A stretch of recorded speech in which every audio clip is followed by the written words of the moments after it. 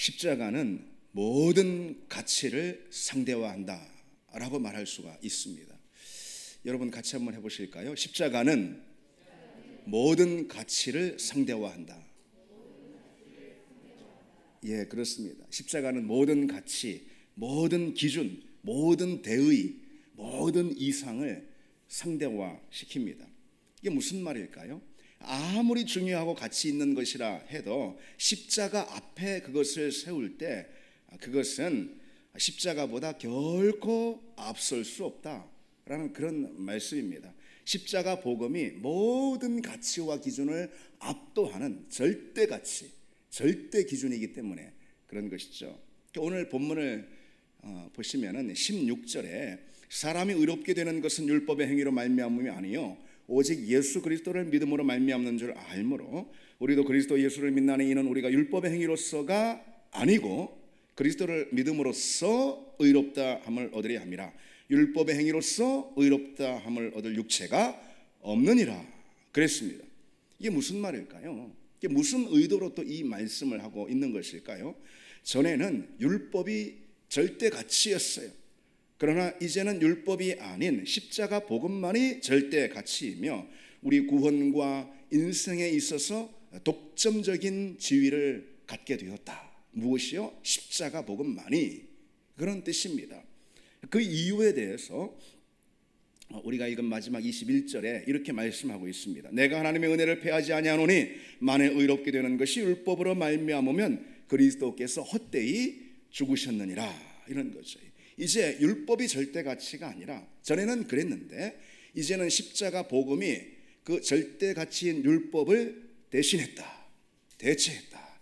그런 말씀인데 그 이유가 무엇이냐? 율법이 그리스도께서 오셨음에도 불구하고 여전히 절대 기준이고 또 절대 가치라면은, 그리고 우리 구원에 있어서 독점적인 지위를 갖고 있다면, 그리스도께서 왜 오셨고 그리스도의 죽음은 헛된 죽음이 아니냐, 그리스도께서 헛되이 죽으신 것이 아니냐, 그런 말씀이죠.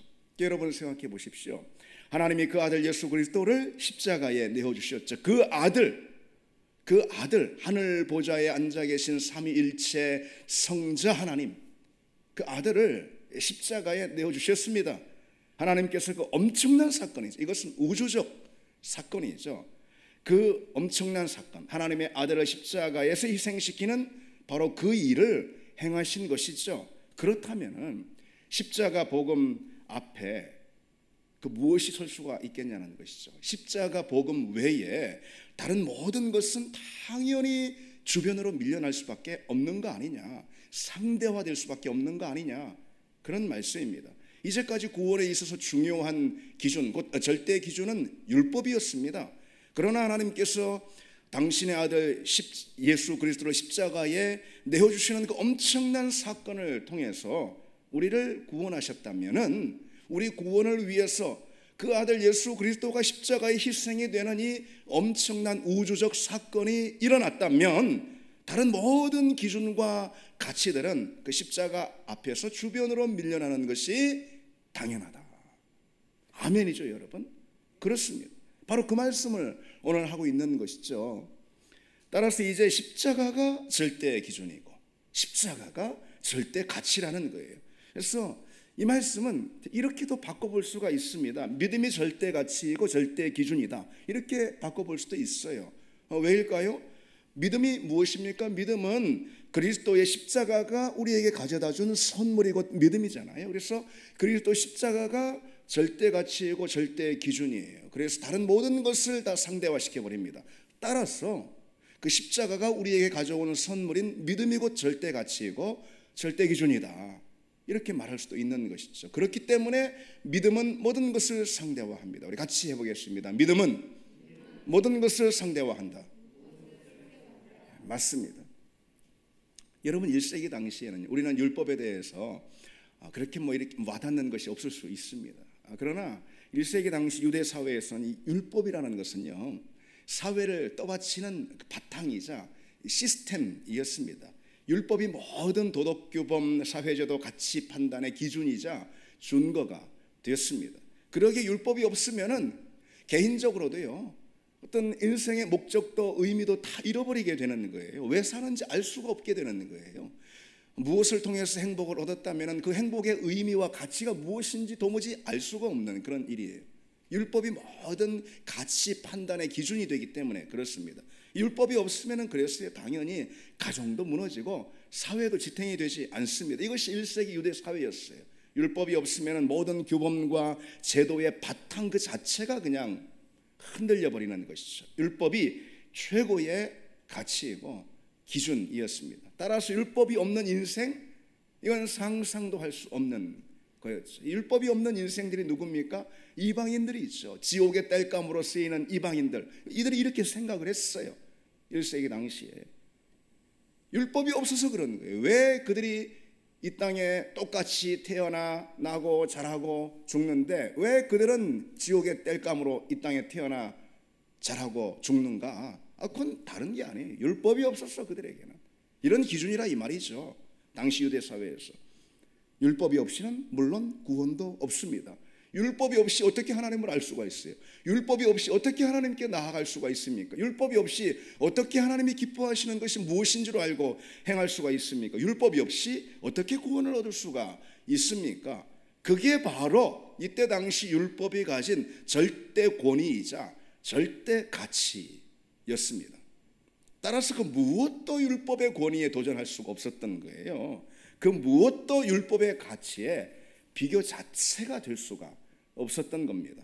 그래서 율법은 아주 독점적인 지위를 가지고 있었던 거죠. 사회에서, 인생에서, 구원에 있어서 독점적인 지위를 가지고 있었던 게 바로 율법입니다. 그러나 십자가 복음은 그렇게도 중요했던 율법마저도 상대화시켜버렸다. 이 말씀을 오늘 바울이 갈라디아서 이 본문에서 하고 있는 겁니다. 율법의 모든 독점적인 지위를 한 번에 폐지해버렸다. 무엇이요?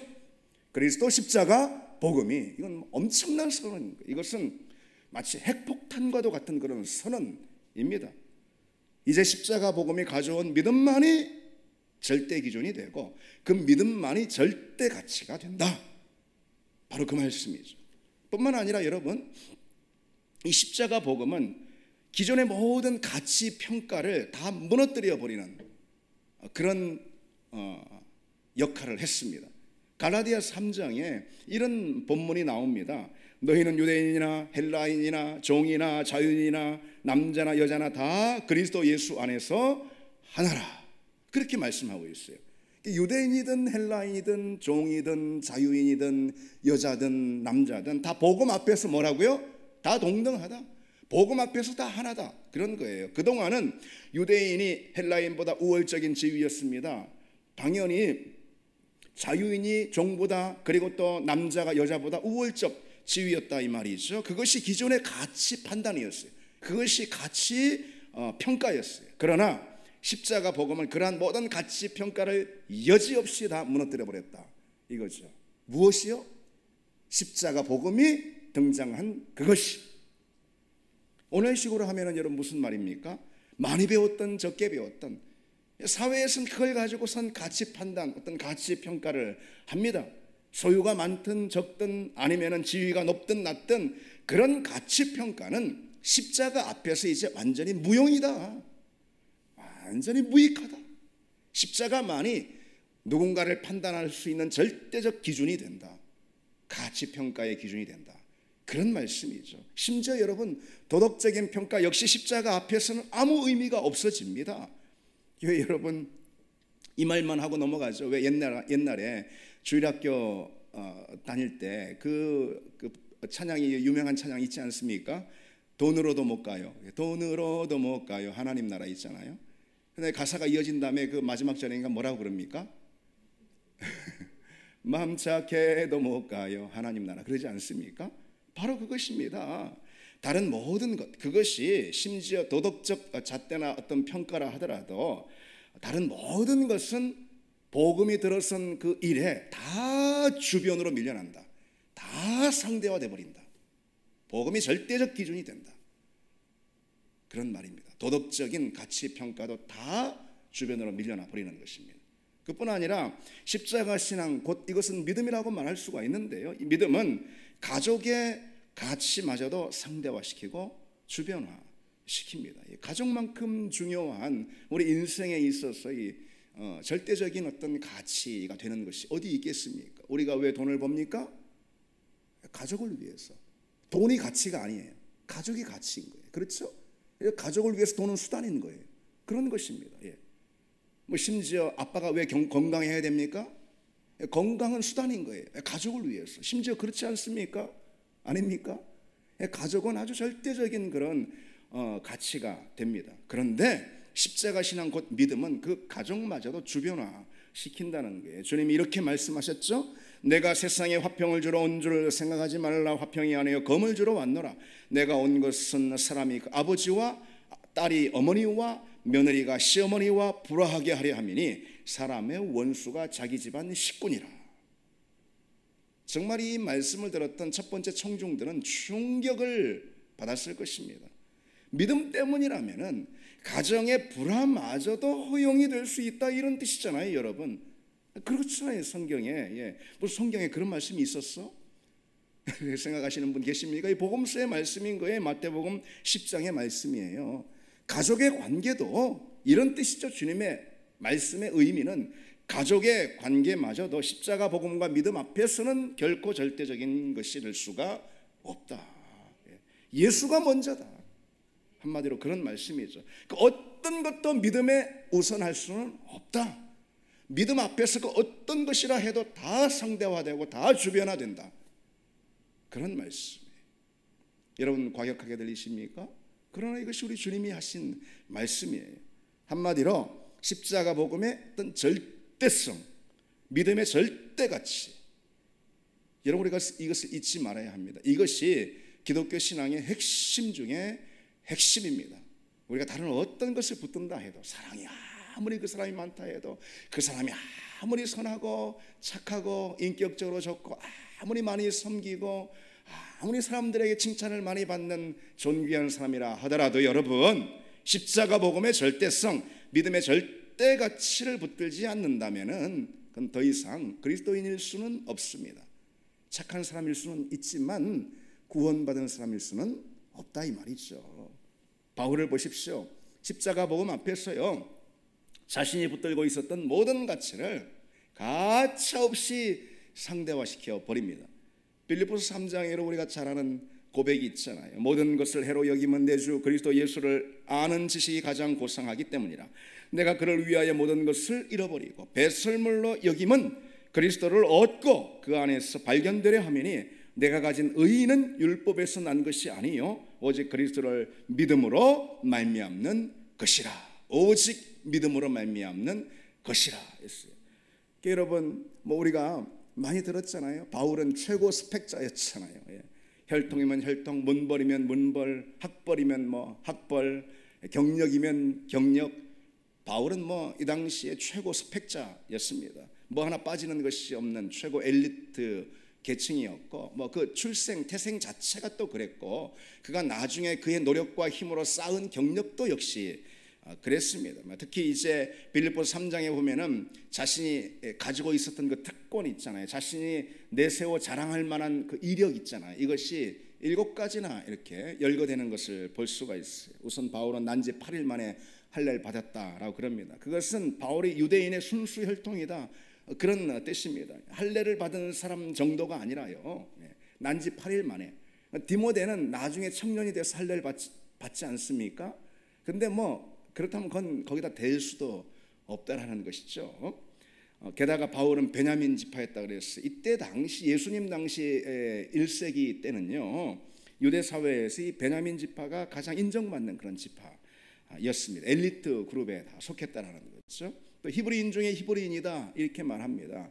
이제 바울이 비록 그 다소 지역에, 이방 지역이죠, 살고 있었지만은 문화나 언어에 있어서 이 정통 히브리 교육을 철저히 받았던, 이수했던 그런 순수 혈통자다, 순수 정통파다, 그런 뜻입니다. 우리식으로 말하자면은 우리나라 신라 시대 나는 성골이요, 그런 뜻입니다.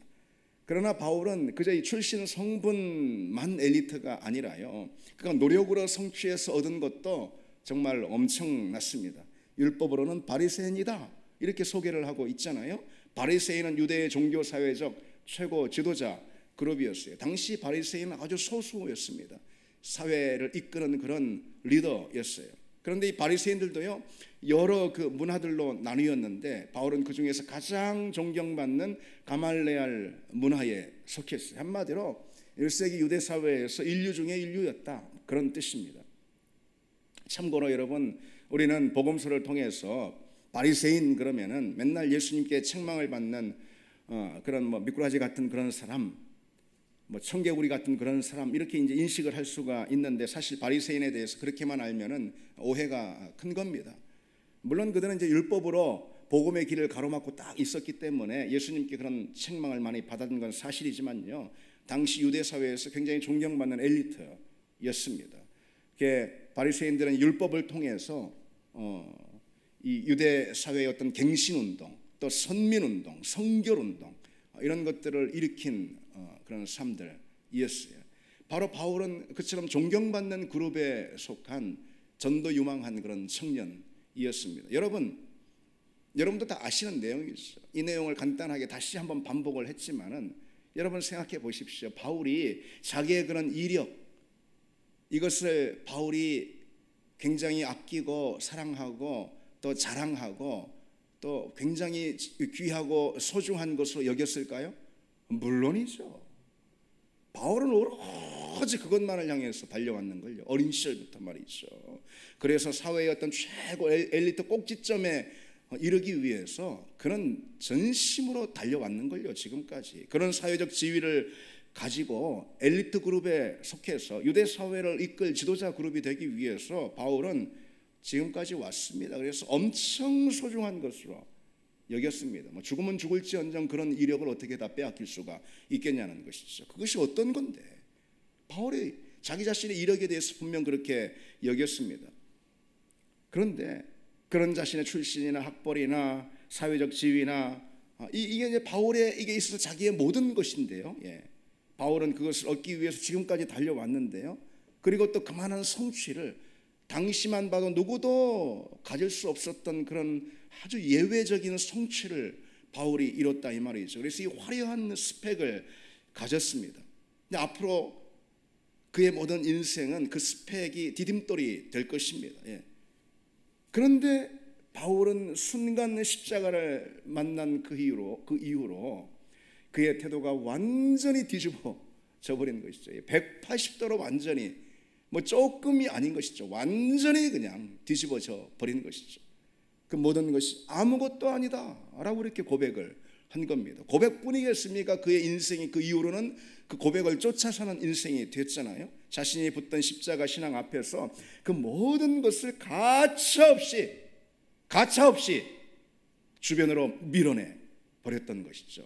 자기 목숨과도 같은 그것, 자기 전 존재로 여기는 그것도 십자가 신앙 앞에서는 가차없이 상대화시켜 버렸어요. 그것이 여러분 기독교 신앙의 핵심입니다. 오직 믿음, 그래서 오직 예수 그리스도, 오직 십자가 신앙, 그것에 조금이라도 해가 되는 것은 어떤 거라도 용납하지 않는 그런 태도죠. 그 무엇에도 타협하지 않는 그런 태도, 이것이 기독교 신앙의 핵심이고, 바울과 같은 그런 사도들과 제자들을 쫓아서 초기교회 성도들은 다 그와 같은 믿음을 가졌습니다. 주후 112년에 기록된 이런 문헌이 하나 있습니다. 어떤 문헌이냐면은 로마의 속주에 있었던 그 비두니아라는 그 속주의 총독으로 있었던 플리니우스라는 이 총독이 당시 황제가 트라냐누스예요. 트라냐누스 황제에게 보내는 서신입니다. 이런 서신입니다. 제 앞에서 그리스도인이라는 이유만으로 고소를 당한 사람들이 있습니다.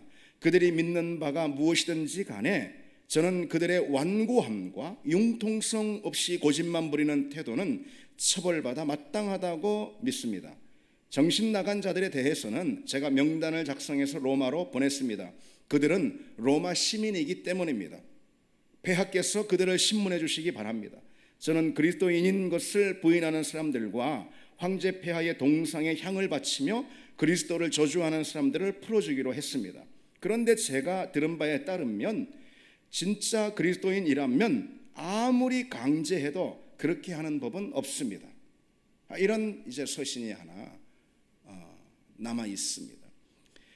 이 비두니아 지역의 총독인 플레니우스가 트라냐뉴스 황제에게 자신이 이렇게 잡아들어서 옥에 가둬놓은 그리스도인, 그때 당시에 정체모를 새로운 집단이었던 거거든요. 그때는 잡아 가뒀는데 이들을 어떻게 처리해야 되고 어떤 형벌을 이들에게 줘야 하는지 이제 뭐 정체모를 그런 집단이 새롭게 등장했기 때문에 황제에게 그렇게 총독이 묻는 그런 서신의 내용입니다. 근데 이제 보면은 정신 나간 자들에 대해서는 제가 명단을 따로 황제 폐하께 올렸습니다. 그렇게 말하는데 왜 정신 나간 자들이라고 이렇게 부르냐면은 그들이 로마 시민이었기 때문에 정신 나간. 아니 어떻게 로마 시민인데 이처럼 이상한 종교를 믿을 수가 있느냐. 나사렛 쑥에 예수라는 그런 십자가에 달린 죄수, 그렇게 알려진 그런 그리스도를 어떻게 로마 시민이면서 믿을 수가 있느냐. 이 양식 있는 로마 시민이 이게 정신 나간 자 아니냐, 미친 자 아니냐, 지금 이렇게 표현하고 있는 것이고요. 그러면서 또 어떤 말을 덧붙이고 있냐면은 저는 이게 신문하는 과정에서 그리스도인 것을 부인하면서 황제 폐하께 향을 올리는, 그러니까 어떤 이렇게 경배의 행위를 이렇게 하는 황제에게 그런 사람들은 풀어주기로 했습니다. 뭐 그렇게 해도 될까요? 이렇게 이제 묻는 거예요. 풀어주기로 했습니다. 그런데 제가 들은 바에 따르면은 진짜 그리스도인이라면은 아무리 그런 식으로 협박을 하고 강제를 해도 절대로 그렇게 하는 법은 없습니다.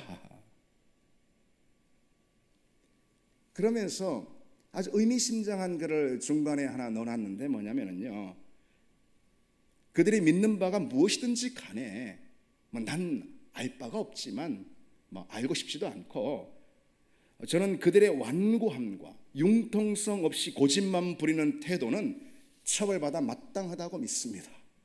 이렇게 로마 총독 입장에서 볼 때는요, 예수 믿는 사람들에 대해서 마치 이런 느낌을 받았던 거예요. 다 필요 없고요, 오직 예수. 나 몰라, 다 모르겠고 오직 십자가. 마치 이렇게 느껴졌던 거예요. 이런 인간들이 상식이 통하나, 말이 통하나 말이죠. 이게 아무것도 안 통한다는 듯이 느껴졌던 것입니다. 오직 십자가 복음. 정말 말이 안 통하는 사람들이 등장한 것으로 이거 이상한 놈들이 생겼네, 전에 보지 못했던 이상한 놈들이 나타났어, 도무지 융통성이 없어, 도무지 말이 안 통해, 그냥 무슨 말 끝마다 그냥 오직 그리스도, 오직 예수, 오직 십자가, 뭐라는 말이야. 그런 표현인 것입니다. 초기교회 성도들은요, 자기가 믿는 십자가 복음에 위해가 되는 그 어떤 것이라 해도요 단호하게 거절했습니다. 요만큼도 타협하지 않았다는 것이죠. 다른 모든 가치들을 이 십자가 신앙 앞에서 완전히 주변화시키고 상대화시켰다는 거예요. 타협이 없었어요. 그것이 예수 복음, 그것이 십자가 신앙의 가장 큰 특징입니다. 여러분, 십자가 신앙은 다른 모든 것을 상대화한다 그랬습니다.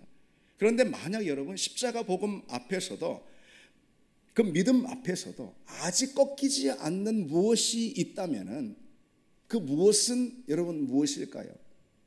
그 무엇은 분명 우상일 것입니다. 십자가 복음 앞에서도, 십자가 복음은 모든 것을 상대화시키는데 그 복음 앞에서도 여전히 꺾이지 않는 무엇이 있다면 그것은 우상이라는 거죠. 여러분, 우상이 무엇입니까? 복음 앞에서 상대화시키지 못하고 복음을 오히려 주변으로 밀어내버리는, 믿음을 오히려 주변화시켜버리는 그런 것이 곧 우상입니다. 다시 말해서 나는 복음 안에서 은혜를 확 누리지 못할지언정 그거 없으면 난 못 살아. 난 믿음은 조금 포기할지 몰라도 난 그거 없으면 못 살아. 이게 곧 우상이라 이 말이죠. 여러분, 아브라함을 생각해 보십시오. 100세의 아들을 얻었잖아요. 그런데 하나님이 그 아들을 바치라 그런 겁니다. 왜일까요? 아브라함의 마음 가운데 언제든지 이삭이 절대적 존재가 될 수 있었기 때문에, 하나님은 그것을 알고 있었기 때문에 그런 것이죠. 이삭이 절대 기준이 되고 그 이삭을 중심으로 다른 모든 것을 주변화시킬 수 있기 때문에 하나님이 이삭을 바치라 말씀하시는 거예요. 이삭을 중심으로 심지어 하나님마저도 상대화시켜버릴 수 있기 때문에, 그래서 그 순간 이삭이 우상이 되어버릴 수 있기 때문에 하나님은 그 이삭을 바치라 라고 말씀하시는 거죠. 사실 아브라함에게는 그도 그럴만하죠. 이삭이 절대 기준, 절대 가치가 될 법도 하죠. 100세가 넘어서 얻지 않았습니까? 그 사실을 하나님이 가장 잘 알고 계셨어요. 아브라함의 연약함을 잘 알고 있었어요. 하나님이 이렇게 명령하시는 걸 볼 수 있습니다. 창세기에 보면은 내 아들, 내 사랑하는 독자 이삭을 번제로 드리라. 내 아들, 이 말 한 구절 한 구절이 이 아브라함의 가슴을 아주 바늘처럼 찔렀을 것입니다. 내 아들, 내 사랑하는 독자, 하나밖에 없잖아요. 독자 이삭을 제물로 바쳐라. 아브라함에겐 이삭보다 더한 존재는 없는 거죠. 자기 자신보다 이삭은 더 귀한 존재잖아요. 이삭은 아브라함의 존재의 이유였습니다. 바로 그게 문제였던 거예요. 아브라함은 하나님께서 그를 수십 년 전에 불러서 하나님만이 그의 존재 이유가 되도록 아브라함의 믿음을 지금까지 훈련시키고 지금까지 하나님의 열심으로 이끌어 주시는 거잖아요. 그렇죠? 그래서 그 복으로 그 믿음을 보시고 의롭다 여기시고 그로 인해서 이삭을 주셨는데, 선물로. 그런데 그 선물이 믿음을 대신해버리고 하나님을 주변화시켜버리고 그 선물이 절대 기준이 되고 가치가 되고 우상이 되어 버리는 순간 그 선물도 화를 입게 되는 거죠. 하나님 앞에서. 이삭이 비록 하나님이 주신 가장 귀한 소중한 선물이라 할지라도 하나님의 자리만큼은 넘볼 수가 없는 거예요. 아멘이죠, 여러분? 하나님이 이삭을 제물로 바치라고 한 이유가 거기에 있습니다. 하나님 앞에서 복음과 그리고 십자가 신앙 앞에서 그 무엇도 절대 가치가 될 수가 없다, 이겁니다. 여러분, 그리스도인은 십자가 복음과 믿음 앞에서 내 가장 소중한 것이라 해도 주변화시키고 상대화시키는 그런 믿음의 사람이라는 것을 우리가 기억을 해야 합니다. 그 어떤 것도 믿음에 앞설 수 없다. 그 어떤 것도 십자가 신앙에 우선할 수가 없다라는 이 믿음, 이 타협 없는 믿음을 우리가 가져야 하겠죠. 여러분, 이것이 쉬운 일일까요? 그렇지 않을 것입니다. 이렇게 목에 핏대를 세우면서 설교를 하고 있는 저라고 잘하고 있을까요? 참으로 부끄럽습니다. 정말 진실로 그렇습니다. 그러나 여러분, 하나님이 우리에게 주신 길이 그것이고 우리가 진정 하나님의 복을 누릴 수 있는 생명을 얻을 수 있는 길도 바로 그 길임을 믿습니다. 힘들어도 그 선택을 우리가 해야 함을 믿습니다. 그리고 여러분, 믿음이 절대 가치이기 때문에 설령 내 자식이라 하더라도 그 믿음 뒤에 놓았다 하면은 하나님이 어떻게 하실까요? 그 자식이 잘 되게 해주지 않을까요? 그렇죠? 자식에게 복을 주시지 않을까요? 예. 믿음이 절대 가치이기 때문에 내 소유를 믿음 뒤에, 믿음에 우선하지 않고 그 뒤에 놓았다면은 하나님이 내게 복을 주시지 않을까요? 내 소유를 채워주시지 않을까요? 내 가장 소중한 무엇인가 있는데 그것조차도 믿음 뒤에 우리가 놓는다면은 그러면 하나님이 우리에게 은혜를 주시지 않겠습니까? 여러분, 그런 믿음을 우리가 가져야 되겠죠. 그런 믿음을 갖기를 원합니다. 말씀 한 곳을 우리가 읽어드리고 마치겠습니다. 잠언 3장 6절인데요. 너는 범사의 그를 인정하라. 그리하면 내 길을 지도하시리라. 아멘. 우리 같이 찬양 드리겠습니다. 주 예수보다도